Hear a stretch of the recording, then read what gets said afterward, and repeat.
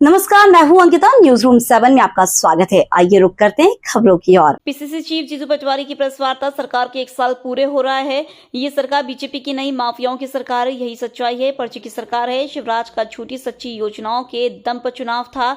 Mohan CM बने, अब पर्ची महंगी हो गई है।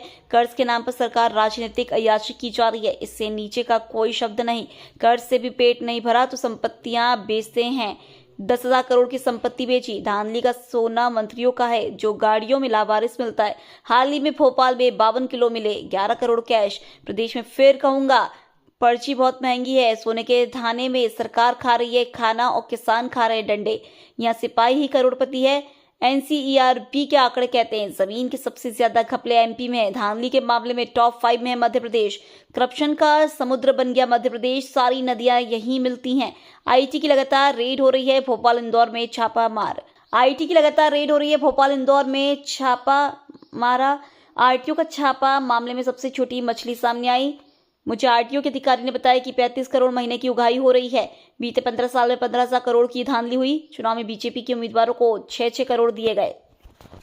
विभाग के 15 साल 20 साल की पूरी जांच होनी चाहिए सीबीआई से, या कोई रिटायर्ड जज हाई कोर्ट का या सुप्रीम कोर्ट का, उससे इसकी याचिका लगाएंगे मध्य प्रदेश हाई कोर्ट।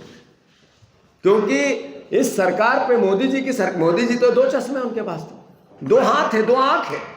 वो बीजेपी के करप्शन को देखेंगे ही नहीं, सोचेंगे ही नहीं। क्योंकि दिख भी गए कांग्रेस के या दूसरी पार्टियों के, तो फिर उनकी वॉशिंग मशीन में धुलेंगे और फिर पाक साफ हो जाएंगे। तो उनकी पार्टी में तो जरूरत ही नहीं इस बात की।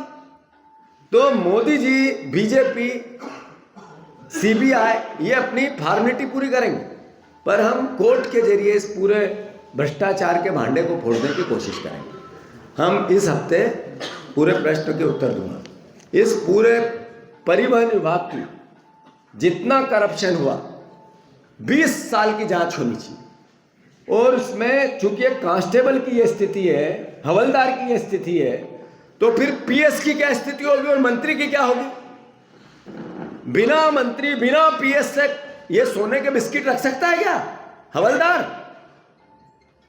हवलदार के पास 52 किलो सोना, 50 करोड़ का, और पहले ही पता चल गया जा दुबई। बिना पीएस अधिकारी मंत्री के आज्ञा के बगैर चला गया होगा, उसको पता कैसे चल गया? वाह मोहन भैया, मान गया आपको। तो पुलिस भी भेज दी और चोर को कह दिया भाग जा। यही हुआ है, इसके अलावा कुछ नहीं हुआ है। तो कांग्रेस पार्टी इसके लिए कोर्ट जाएगी। अब सवाल ये है कि ये सब करप्शन होता है तो आप पे और हम और कहा था कि मैं तथ्यों के आधार पर कल बताऊंगा कि क्या है पूरा। बिल्कुल सही है। हेमंत ने जो बात कही बहुत गंभीर है। मैं भी उसकी बात में, मेरी बात हेमंत जी की बात में मेरी बात मिला। ये जो भाई साहब है दुबई गए, इनको अब सुरक्षा मिलनी चाहिए। इनको पुलिस सिक्योरिटी मिलनी ही चाहिए। क्योंकि ये जब आदमी गिरफ्त में आएगा, तो जो प्रमोद जी ने मेरे से सवाल किया कि कौन लोग हैं, वो चेहरे सामने आएंगे। मुझे डर है कि हत्या नहीं हो जाए, जो सौरभ है इनके पे हमला नहीं हो जाए, ये गायब नहीं हो जाए। इसलिए जितनी जल्दी हो पुलिस इनको सुरक्षा दे।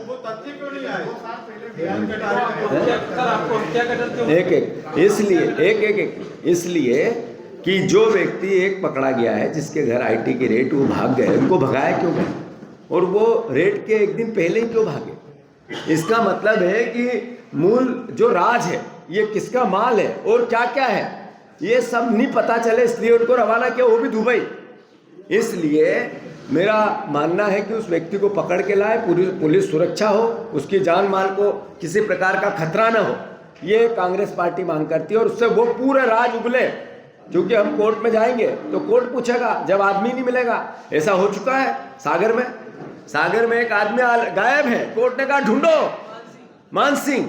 ऐसा पहले हो चुका है और हम और आप देख रहे हैं कि वो नहीं मिल पा रहा है।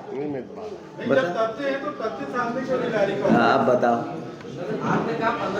फिलहाल न्यूज रूम 7 में इतना ही। और भी खबरें देखने के लिए हमारे चैनल को लाइक और सब्सक्राइब जरूर करें। धन्यवाद।